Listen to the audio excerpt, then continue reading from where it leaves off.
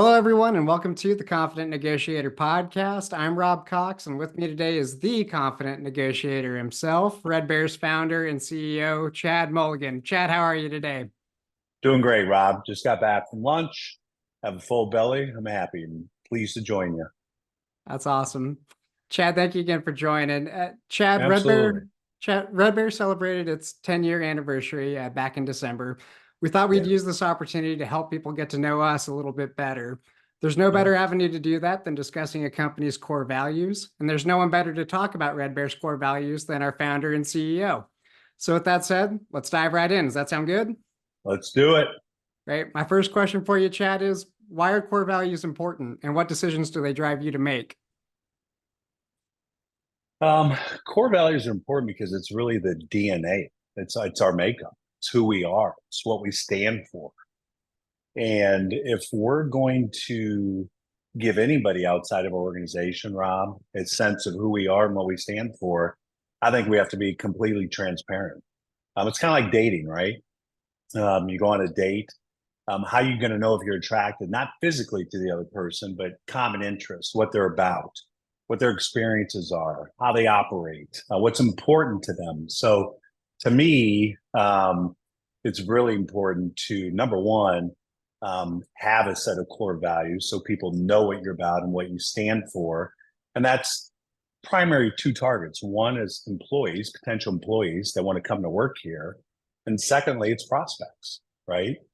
I'm hoping and I'm very confident that our clients will look at these core values and say, yeah, they live it, right? I don't want this to be talking points that we don't live by.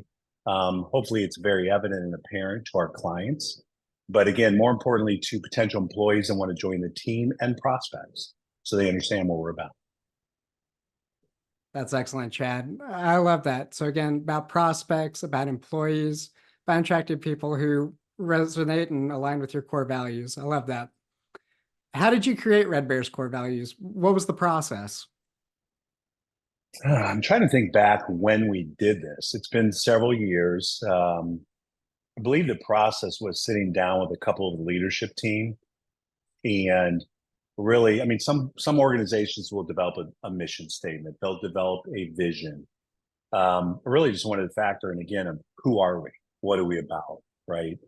And so we just went through an exercise talking about brainstorming a list of what we believe are core values.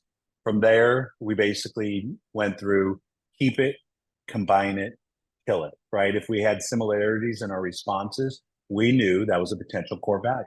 There were some where we had disagreement on, and through a healthy discussion, we decided to kill it. So after that process, we came up with what we call our 7 core values here at Red Bear. And it wasn't intentional to have 7. It just ended up that's what we landed on because we felt really, really good and confident that those are the core ones for us. It's a lucky number 2, right? Yeah, exactly. Exactly. Now, you said that you came up with these a while ago. Have these core values changed over time or have they stayed the same largely? We're open to change, right? But they haven't changed. I believe that they are who we are. We're pretty convicted in them.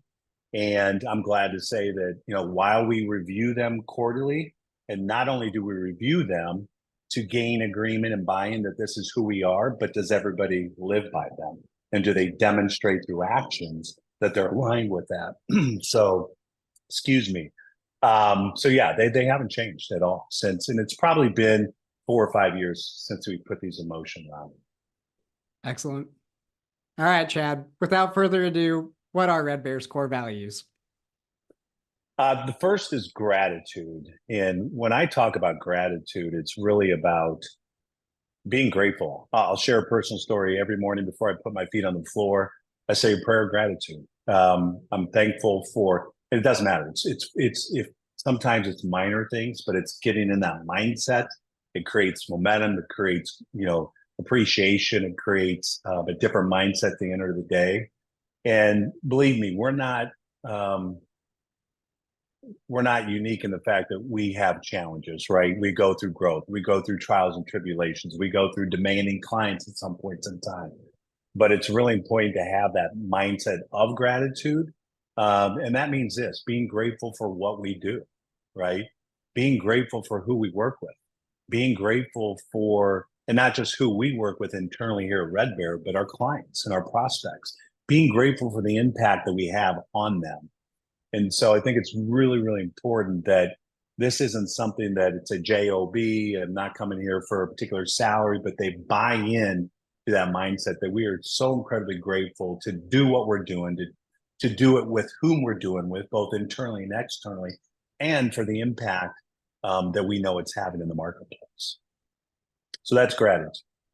Gratitude number one. I remember last year, 2023, we had a whole month of gratitude where we had a personal message from you, message to clients. Thought that was great. So gratitude's number one. What's number two? Yeah.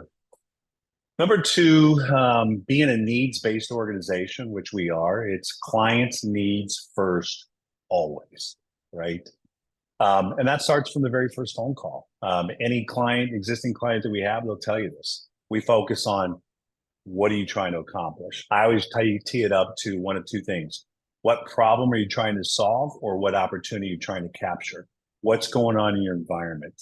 Why are you looking to scale your people up? What are the critical requirements? And so I think so often across any industry, it's self-serving. We can help you. Here's what we can do.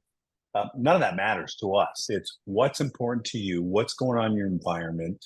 Give us some visibility and clarity into that so that we can have the confidence we can support them. So it's a very consultative engagement process, focusing on you, the prospect, you, the client. And every decision is driven by, what are their needs? Are we clear? And can we truly support them? And I've always told the team, you've heard this 1,000 times, could there be areas we could support them with? Yeah, if we just want to chase revenue. But my whole mindset is, if we can do it and do it better than anybody else, we're going to support them. And so oftentimes that means it's not an area that we feel confident about, that we can drive a guarantee. Could we move the mark? Yes. But it's clients' needs first, getting an understanding what they are, focusing on that first and foremost. And if that eventually leads us to an opportunity that we feel confident we can support, then we'll move forward. Excellent. So gratitude, client needs first. Always.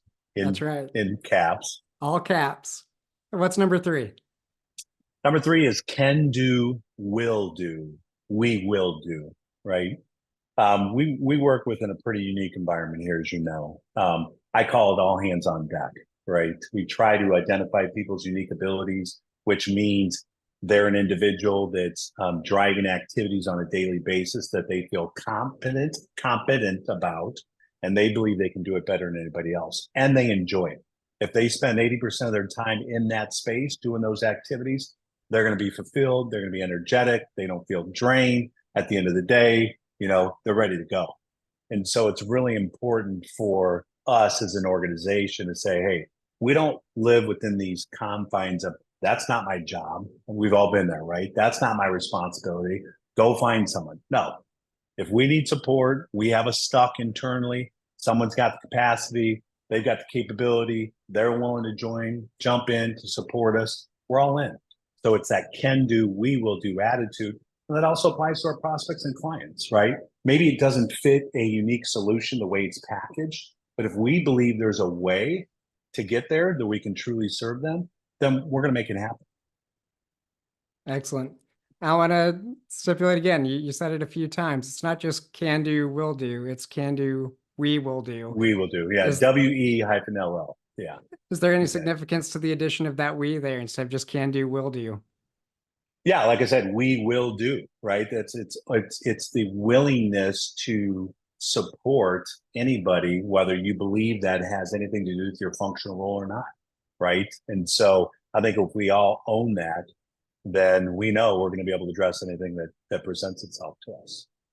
And it requires it, Rob, as you know, like there's things that we get faced with on a daily basis. And I just think it breaks down those silos that so often exist in organizations today. All right. Dak Prescott, number 4. What's number 4? Growth mindset. This is a big one. And, I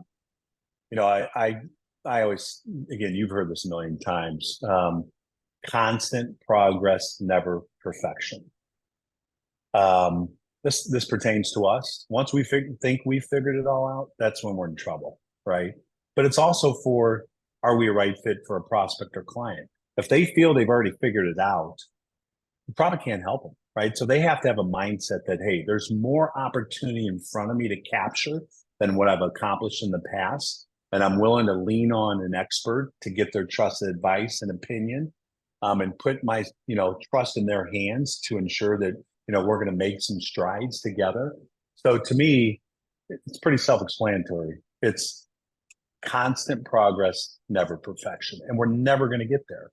So one important caveat to that is, if you're always looking to this bigger, better, brighter future, right? And I don't say bigger in terms of revenue. There's many variables to that. But if we're never in perfection, it's a constant progress. It could create this gap because we're never going to get there, right? So it's really important, as we do, as you know, every 90 days to stop, to look back over the previous quarter and celebrate victories, no matter how small or big. Because once you celebrate those, you really holistically get a sense of, we've really accomplished some incredible things. And I think it's important for us to do that with our clients. And that's why we do the Beyond ROI measurement studies, right? What gets measured gets improved. What gets measured and reported gets improved exponentially. And sometimes people forget to where they were when they started this journey. Mm-hmm. And so it's really important to look back and help them discover, wow, we've made some pretty profound strides. So that's what we talk about, growth mindset. I love that. So not just looking ahead at growth, but also assessing where you've been and how you have grown over that time as well. Hugely Absolutely. important. Absolutely. All right. What's numero cinco? Pride and passion. And I always say, I don't expect anybody in our team to have as much pride and passion in what we do, but it's pretty close because we understand it has an impact. Purpose is another word, right? And I always talk about, Rob, we can't lose sight of the impact, profound impact we're having on individuals. Individuals make up teams, right? Teams make up organizations. And it's great to say hundreds of millions of dollars in bottom line contributions for clients we work with. What really fires me up and is really cool, when you see an individual transform, when you see them increase their confidence, increase their competence, accelerate their career path, make it more enjoyable for them to get into these negotiations, right? Where before they just went in and I have to do this. So really, really important that we maintain a sense of incredible pride and passion in what we do.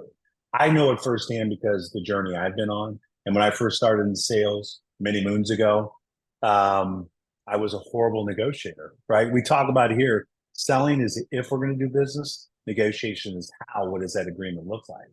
And their negotiation requires a very unique skill set. It's very counterintuitive how we're wired as individuals. So watching my own journey and knowing the impact that we can replicate that for any individual willing to learn, you can't help but have a tremendous amount of pride and passion in what we do.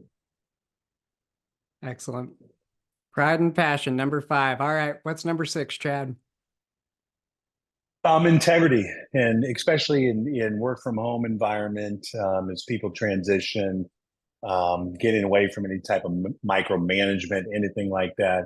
The truth is, we have to be able to have a common shared vision, right? Core set of values. We're all aligned. We're all rowing in the right direction. And that requires people to fully own their actions and responsibilities and impact the organization.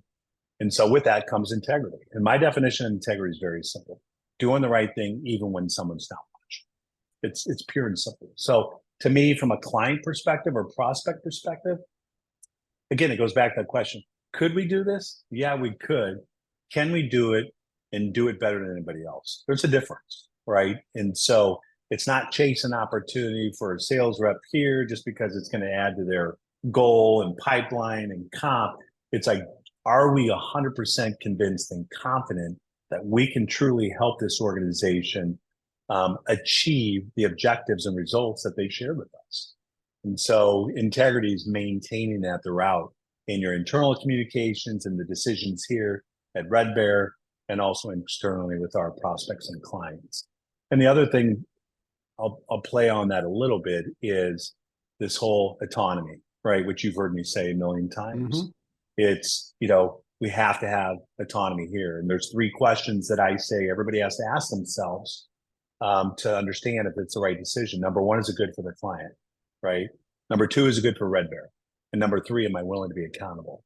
If you can answer those 3 questions, rock and roll. You don't need to go up this chain, right? So if you have that autonomy, they're operating with integrity, we're in a good position. That's right. It really gives Red Bear employees a lot of freedom to help continue doing what they do best. I love it. Yeah, exactly. All right. Gratitude. Client needs first always. Can do, will do attitude. Growth mindset, pride and passion, integrity. What's lucky number 7? This one comes with a little humor, and I think that's important. We talk about the fun factor all the time. We call this the beer litmus test. Internally, it makes sense. Externally, I think it's important to add some context to it. This is just, can you see yourself genuinely interested in this other individual where you could sit down, whether it's a beer, alcoholic, non-alcoholic, any beverage of your choice, but just picture yourself sitting down with that individual like you and I and enjoying a conversation over a beverage. I think it's really important, right? We talk about a work family here at Red Bear. This is a family. And we spend, I could argue, more time together here than we do with our own families. And it's a choice, right? We don't have to be here. None of us have to be here. It's a choice. And so if we attract people that we, again, generally are interested in and would enjoy a conversation early on, and vice versa, just as important as a potential employee, right? That can feel that culture and feel what we're about and experience that, really important. So it's called the beer litmus test. We put the word beer. It can be in any beverage. Beverage of choice. Excellent. That's right. That's right. I love it. Chad, thank you for talking about Red Bear's 7 core values. And for those of you who just skipped to this part, they were gratitude, client needs first always, can do, will do attitude, growth mindset, pride and passion, integrity, and beer litmus test. Great set of core values for a great company. Great founder and CEO. Thank you, Chad. Chad. Thank you for letting me walk through them, Rob. I really appreciate it. Excellent.